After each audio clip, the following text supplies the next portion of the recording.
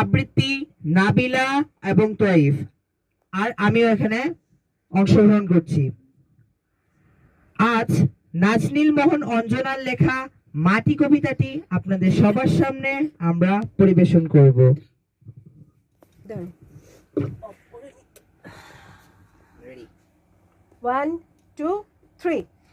আমার দেশের মাটি আমি বড্ড ভালোবাসি, তাই তো মাটি ডাকে আমি ছুটে ছুটে আসি।